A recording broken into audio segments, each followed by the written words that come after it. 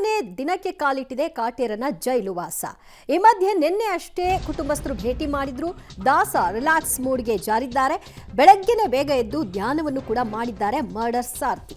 1 ವರ್ಷದೊಳಗೆ ತನಿಖೆಯನ್ನು ಮುಗಿಸಬೇಕು ಅಂತ ಖಾಕಿ ಪಡೆ ಕೂಡ ಈಗ ಸನ್ನದ್ಧವಾಗಿದೆ.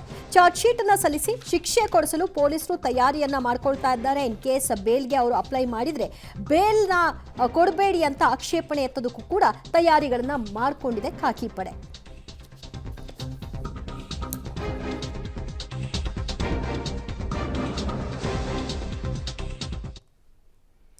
ಹಾಗಿದ್ರೆ ಇವತ್ತಿನ ದಿನ ದಾಸ ಹೇಗೆ ಜೈಲಿನಲ್ಲಿ ಕಳೆದಿದ್ದಾರೆ, ಇದರ ಮಧ್ಯೆ ಮುಂದಿನ ಹಂತಗಳಲ್ಲಿ ಯಾವ ರೀತಿಯಾದಂತಹ ಕಾನೂನಿನ ಹೋರಾಟವನ್ನು ಅವರು ನಡೆಸಬೇಕಾಗತ್ತೆ, ಪೊಲೀಸರು ಶಿಕ್ಷೆ ಕೊಡಿಸುವಲ್ಲಿ ಯಾವ ರೀತಿಯಾದಂತಹ ಪಾತ್ರವನ್ನ ನಿರ್ವಹಿಸ್ತಾ ಇದ್ದಾರೆ, ಇದೆಲ್ಲದರ ಬಗ್ಗೆ ಒಂದು ವರದಿ ಇದೆ, ನೋಡ್ಕೊಂಡ್ಬರೋಣ. 11ನೆಯ ದಿನಕ್ಕೆ ಕಾಲಿಟ್ಟ ಕಾಟೇರನ ಜೈಲುವಾಸ.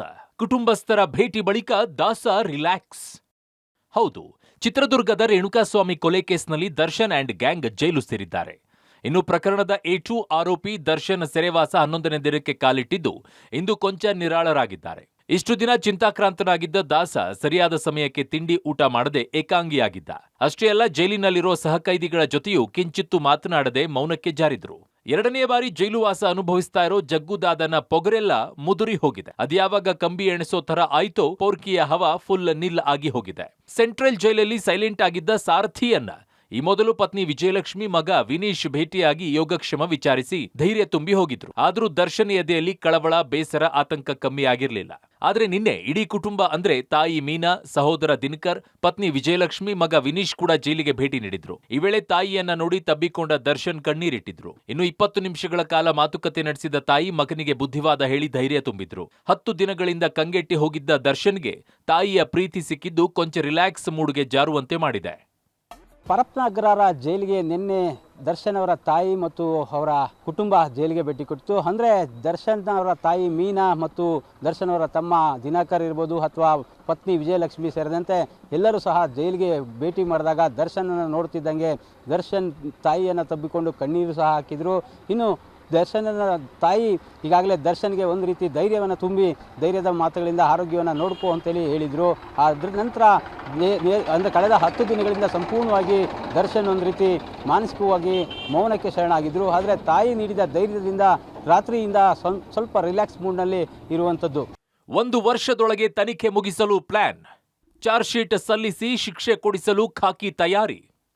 ಇತ್ತ ದರ್ಶನ್ನನ್ನ ಇಡೀ ಕುಟುಂಬ ಭೇಟಿ ಮಾಡಿ ಬುದ್ಧಿವಾದ ಹೇಳಿ ಧೈರ್ಯ ತುಂಬಿದ್ರೆ, ಅತ್ತ ಪೊಲೀಸರ ತನಿಖೆ ಶರವೇಗದಲ್ಲಿ ನಡೀತಾ ಇದೆ. ರೇಣುಕಾಸ್ವಾಮಿ ಕೊಲೆ ಕೇಸ್ನಲ್ಲಿ ಆಳಕ್ಕಿಳಿದ ಪೊಲೀಸರು 1 ವರ್ಷದೊಳಗೆ ತನಿಖೆಯನ್ನ ಮುಗಿಸಿ ಚಾರ್ಜ್ ಶೀಟ್ ಸಲ್ಲಿಕೆಯನ್ನ ಮಾಡೋಕೆ ಮುಂದಾಗಿದ್ದಾರೆ. ಇದಕ್ಕೆಂದೇ ಕಾಮಾಕ್ಷಿಪಾಳ್ಯ ಪೊಲೀಸರು ಫಾಸ್ಟ್ ಟ್ರ್ಯಾಕ್ ಕೋರ್ಟ್ ಮೊರೆ ಹೋಗಲು ಸಿದ್ಧತೆ ನಡೆಸುತ್ತಾ ಇದ್ದಾರೆ. ಅಷ್ಟಕ್ಕೂ ಫಾಸ್ಟ್ ಟ್ರ್ಯಾಕ್ ಕೋರ್ಟ್ಗೆ ಮೊರೆ ಹೋಗಲು ಪೊಲೀಸರು ಹೇಗೆಲ್ಲ ತಯಾರಿ ನಡೆಸಿದ್ದಾರೆ, ಶೀಘ್ರ ಶಿಕ್ಷೆ ಕೊಡಿಸಲು ಖಾಕಿ ಪ್ಲಾನ್ ಏನಿದೆ ಅಂತ ನೋಡೋದಾದ್ರೆ, ಶೀಘ್ರ ಶಿಕ್ಷೆಗೆ ಫಾಸ್ಟ್ ಟ್ರ್ಯಾಕ್ ಕೋರ್ಟ್ ಮೊರೆ.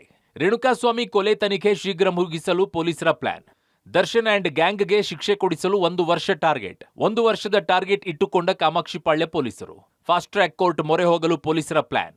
1 ವರ್ಷದಲ್ಲಿ ಕೇಸ್ ತನಿಖೆ ಮುಗಿಸಿ ಶಿಕ್ಷೆ ಕೊಡಿಸಲು ಖಾಕಿ ಪ್ಲಾನ್. ಚಾರ್ಜ್ ಶೀಟ್ ಬಳಿಕ ಸರ್ಕಾರಕ್ಕೆ ಪತ್ರ ಬರೆಯಲು ಚಿಂತನೆ. ತನಿಖೆ ಶೀಘ್ರ ಮುಗಿಸಲು ಫಾಸ್ಟ್ ಟ್ರ್ಯಾಕ್ ಕೋರ್ಟ್ ಅವಕಾಶ ಕಲ್ಪಿಸಿಕೊಡುವಂತೆ ಸರ್ಕಾರಕ್ಕೆ ಮನವಿ. ಸರ್ಕಾರ ಫಾಸ್ಟ್ ಟ್ರ್ಯಾಕ್ ಕೋರ್ಟ್ ಮೂಲಕ ತನಿಖೆ ಮುಗಿಸಲು ಅನುಮತಿ ಕೊಟ್ಟರೆ 1 ವರ್ಷದಲ್ಲಿ ಡಿ ಗ್ಯಾಂಗ್ಗೆ ಶಿಕ್ಷೆ ಆಗುವಂತೆ ಪೊಲೀಸರ ಪ್ಲಾನ್ ಮಾಡಿದ್ದಾರೆ. ಅಂದುಕೊಂಡಂತೆ ಎಲ್ಲವೂ ಆದ್ರೆ ದರ್ಶನ್ ಅಂಡ್ ಗ್ಯಾಂಗ್ಗೆ ಶಿಕ್ಷೆ ಖಾಯಂ ಎನ್ನಲಾಗಿದೆ. ವಿರುದ್ಧ ತನಿಖೆ ಮಾಡ್ತಾರಂತ ಕಾಮಾಕ್ಷಿಪಾಳ್ಯ ಪೊಲೀಸರು ಈಗಾಗಲೇ ದೋಷಾರೋಪ ಪಟ್ಟಿಯನ್ನು ಸಲ್ಲಿಕೆ ಮಾಡಲಿಕ್ಕೆ ಯಾವ್ಯಾವ ರೀತಿಯ ತಯಾರಿಗಳನ್ನು ಮಾಡ್ಕೊಳ್ಬೇಕು ಆ ರೀತಿಯ ತಯಾರಿಗಳನ್ನು ಮಾಡ್ಕೊಳ್ತಾ ಇದ್ದಾರೆ. ಅಂದರೆ ಪ್ರಮುಖವಾಗಿ FSL ನ ರಿಪೋರ್ಟ್ ಇರ್ಬೋದು, DNA ರಿಪೋರ್ಟ್ ಇರ್ಬೋದು, ಇದೆಲ್ಲ ಕೂಡ ಆಗ್ತಾ ಇರೋಂಥದ್ದು. ಅದಾದ ಬಳಿಕ ಅದೆಲ್ಲ ಕೈ ಸೇರಿದ ಬಳಿಕ ದೋಷಾರೋಪ ಪಟ್ಟಿಯನ್ನು ಕೂಡ ಸಲ್ಲಿಕೆಯನ್ನು ಮಾಡ್ತಾರೆ.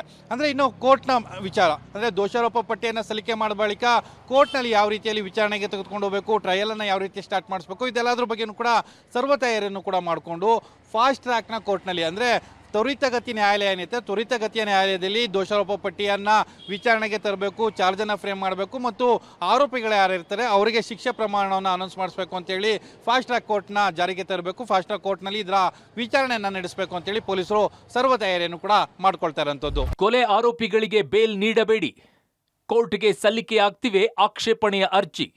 ಅತ್ತ ರೇಣುಕಾಸ್ವಾಮಿ ಕೊಲೆ ಕೇಸ್ನ ಆರೋಪಿಗಳಿಗೆ ಶಿಕ್ಷೆ ಕೊಡಿಸಲೇಬೇಕು ಅಂತ ಪೊಲೀಸರು ಪ್ಲಾನ್ ಮಾಡಿದ್ರೆ, ಇತ್ತ ಕೊಲೆ ಆರೋಪಿಯಾದ ಆರೋಪಿ 17 ನಿಖಿಲ್ ನಾಯಕ್ ಜಾಮೀನಿಗಾಗಿ ಅರ್ಜಿ ಸಲ್ಲಿಸಿದ್ದಾನೆ. ಆದರೆ ಯಾವುದೇ ಕಾರಣಕ್ಕೂ ಕೂಡ ಕೊಲೆ ಆರೋಪಿಗಳಿಗೆ ಜಾಮೀನು ನೀಡದಂತೆ ಕೋರ್ಟ್ಗೆ ಆಕ್ಷೇಪಣೆ ಅರ್ಜಿ ಸಲ್ಲಿಸಲಾಗಿದೆ. ಈ ಬಗ್ಗೆ ಪಬ್ಲಿಕ್ ಟಿವಿಯಲ್ಲಿದೆ ಎಕ್ಸ್ಕ್ಲೂಸಿವ್ ಆಗಿರುವಂತಹ ಡೀಟೇಲ್ಸ್.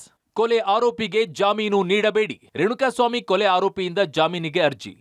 ಆರೋಪಿ 17 ನಿಖಿಲ್ ನಾಯಕ್ನಿಂದ ಜಾಮೀನಿಗೆ ಅರ್ಜಿ. ನಿಖಿಲ್ ನಾಯಕ್ಗೆ ಜಾಮೀನು ನೀಡದಂತೆ ಆಕ್ಷೇಪಣೆ. 66 ಪುಟಗಳ ಆಕ್ಷೇಪಣೆ ಸಲ್ಲಿಸಿದ ಎಸ್ಪಿಪಿ. ನಿಖಿಲ್ ನಾಯಕ್ ಶವ ಸಾಗಿಸುವ ಕೆಲಸ ಮಾಡಿಲ್ಲ. ಹತ್ಯೆ ಬಳಿಕ ಪ್ರದೂಷ್ ಜೊತೆಗೆ ನಿಖಿಲ್ ನಿರಂತರ ಸಂಪರ್ಕದಲ್ಲಿದ್ದ. ಪ್ರದೂಷ್ ಜೊತೆ ನಿರಂತರ ಸಂಪರ್ಕದಲ್ಲಿದ್ದ ನಟ ದರ್ಶನ್. ಪ್ರದೂಷ್ ಮನೆಯಲ್ಲಿ 30 ಲಕ್ಷ ಹಣ ಸೀಸ್ ಮಾಡಲಾಗಿದೆ. ಪ್ರದೂಷ್ಗೆ ತನ್ನ ಮನೆಯಲ್ಲಿದ್ದ ಹಣವನ್ನ ಕೊಟ್ಟಿರುವ ದರ್ಶನ್. ಪ್ರಮುಖ ಆರೋಪಿ ಪವಿತ್ರ ಗೌಡ ಬಗ್ಗೆಯೂ ಉಲ್ಲೇಖ ಮಾಡಿದ್ದು, ಯಾವುದೇ ಕಾರಣಕ್ಕೂ ಕೂಡ ಕೊಲೆ ಆರೋಪಿಗಳಿಗೆ ಬೇಲ್ ನೀಡಬೇಡಿ ಅಂತ ಮನವಿ ಮಾಡಲಾಗ್ತಾ ಇದೆ. 17 ಜನ ಆರೋಪಿಗಳ ಪೈಕಿ ಒಬ್ಬನೇ ಒಬ್ಬ ಆರೋಪಿ ಮಾತ್ರ ಜಾಮೀನಿಗೆ ಅರ್ಜಿಯನ್ನು ಸಲ್ಲಿಕೆ ಮಾಡಿರುವಂಥದ್ದು. A17 ಅಂದರೆ ನಿಖಿಲ್ ನಾಯಕ್ ಶವವನ್ನು ಸಾಗಿಸಿ ಶರಣಾಗತನಾದಂಥ ನಿಖಿಲ್ ನಾಯಕ್ ಏನಿದ್ದ ಆತ ಅರ್ಜಿಯನ್ನು ಸಲ್ಲಿಕೆಯನ್ನು ಮಾಡಿದ್ದಾನೆ. ಆದರೆ ಅದಕ್ಕೆ ಆಕ್ಷೇಪಣೆಯನ್ನು ಕೂಡ ಈಗಾಗಲೇ ಪೊಲೀಸರು ಸಲ್ಲಿಕೆಯನ್ನು ಮಾಡಿದ್ದಾರೆ. ಅಂದರೆ ವಿಶೇಷ ಅಭಿಯೋಜಕರ ಅಂದರೆ ಪ್ರಸನ್ನ ಕುಮಾರ್ ಅವರ ಮೂಲಕ 66 ಪುಟಗಳ ಒಂದು ಆಕ್ಷೇಪಣೆಯನ್ನು ಸಲ್ಲಿಕೆಯನ್ನು ಮಾಡಿರುವಂಥದ್ದು ಮತ್ತು ಆತನಿಗೆ ಜಾಮೀನನ್ನು ಯಾವ ವಿಚಾರಕ್ಕಾಗಿ ಮಂಜೂರನ್ನು ಮಾಡಬಾರ್ದು ಅಂತೇಳಿ ಕೂಡ ವಾದವನ್ನು ಮಾಡ್ತಾ ಇರುವಂಥದ್ದು. ದರ್ಶನ್ ವಿರುದ್ಧ ದಾಖಲಾಗುತ್ತಾ ರೌಡಿ ಶೀಟ್. ದಾಸನ ಹಳೆಯ ಕೇಸ್ ಕೆದಕಿದ ಪೊಲೀಸರು. ಇನ್ನು ಇದೆಲ್ಲದರ ಬೆನ್ನಲ್ಲೇ ದರ್ಶನ್ಗೆ ಮತ್ತೊಂದು ಸಂಕಟ ಎದುರಾಗುವ ಸಾಧ್ಯತೆ ಇದೆ. ಅದೇನಪ್ಪಾ ಅಂದ್ರೆ, ದರ್ಶನ್ ವಿರುದ್ಧ ರೌಡಿ ಶೀಟ್ ದಾಖಲಾಗುವ ಸಾಧ್ಯತೆ ದಟ್ಟವಾಗಿದೆ ಎನ್ನಲಾಗ್ತಾ ಇದೆ. ರೇಣುಕಾಸ್ವಾಮಿ ಕೊಲೆ ಕೇಸ್ ಜೊತೆಗೆ ದರ್ಶನ್ ವಿರುದ್ಧ ದಾಖಲಾದ 3 ಹಳೆ ಕೇಸ್ಗಳನ್ನ ಪರಿಗಣಿಸಿ ರಿಪೋರ್ಟ್ ಮಾಡಲು ಹಿರಿಯ ಅಧಿಕಾರಿಗಳು ಸೂಚನೆ ನೀಡಿದ್ದಾರೆ. ಸ್ವಾಮಿ ಕೊಲೆ, ಪತ್ನಿ ವಿಜಯಲಕ್ಷ್ಮಿ ಮೇಲಿನ ಹಲ್ಲೆ ಕೇಸನ್ನ ಪ್ರಮುಖ ಕಾರಣ ನೀಡಿ ಹಳೆ ಕೇಸ್ಗಳನ್ನ ಪರಿಶೀಲಿಸಿ ರೌಡಿ ಪಟ್ಟಿಗೆ ಸೇರಿಸುವ ಸಾಧ್ಯತೆ ಇದೆ. ನಟ ದರ್ಶನ್ ಮೇಲೆ ರೌಡಿ ಹಾಳೆಯನ್ನು ತೆರೆಯೋದು ಫಿಕ್ಸಾ. ಈ ಹಿಂದಿನ ಹಳೆಯ ಕೇಸ್ಗಳಲ್ಲಿ ದರ್ಶನ್ ಭಾಗಿಯಾಗಿರೋ ಬಗ್ಗೆ ಮಾಹಿತಿಗಳನ್ನು ಸಂಗ್ರಹ ಮಾಡುವಂತೆ ಹಿರಿಯ ಪೊಲೀಸ್ ಅಧಿಕಾರಿಗಳು ಈಗಾಗಲೇ ಕಾಮಾಕ್ಷಿಪಾಳ್ಯ ಪೊಲೀಸರಿಗೆ ಸೂಚನೆಯನ್ನು ಸಹ ಕೊಟ್ಟಿದ್ದಾರೆ. ದರ್ಶನ್ ಜೈಲಿನಿಂದ ಹೊರಬಂದ ಬಳಿಕ ನೋಟಿಸನ್ನು ಕೊಡಲಾಗುತ್ತೆ. 15 ದಿನಗಳ ಒಳಗಾಗಿ ಆ ನೋಟಿಸ್ಗೆ ಉತ್ತರವನ್ನು ಕೊಡಬೇಕು. ನೀವು ಈ ನೆಲದ ಕಾನೂನನ್ನು ಉಲ್ಲಂಘನೆ ಮಾಡಿದ್ದೀರಿ, ಪದೇ ಕ್ರಿಮಿನಲ್ ಆಕ್ಟಿವಿಟಿಗಳಲ್ಲಿ ಭಾಗಿಯಾಗಿದ್ದೀರಿ, ತಮ್ಮ ಮೇಲೆ ಇಷ್ಟು ಕೇಸ್ಗಳು ದಾಖಲಾಗಿದ್ದಾವೆ, ಹೀಗಾಗಿ ಯಾಕೆ ನಿಮ್ಮ ಮೇಲೆ ರೌಡಿ ಶೀಟರನ್ನು ತೆರೆಯಬಾರದು ಅನ್ನೋ ಹಿನ್ನೆಲೆಯಲ್ಲಿ ದರ್ಶನ್ಗೆ ನೋಟಿಸ್ ಕೊಡುವ ಕೆಲಸವನ್ನು ಮಾಡ್ತಾರೆ. ಆ ಬಳಿಕ ದರ್ಶನ್ 15 ದಿನಗಳ ಒಳಗಾಗಿ ನೋಟಿಸ್ಗೆ ಉತ್ತರವನ್ನು ಸಹ ಕೊಡಬೇಕು. ಆ ಬಳಿಕ ರೌಡಿ ಹಾಳೆಯನ್ನು ತೆರೆಯೋದಕ್ಕೆ ಪೊಲೀಸರು ಸಿದ್ಧತೆಗಳನ್ನು ಸಹ ಮಾಡಿಕೊಂಡಿದ್ದಾರೆ. ಸಿನಿಮಾ ಟೈಟಲ್ಗೆ ಡಿಮ್ಯಾಂಡ್.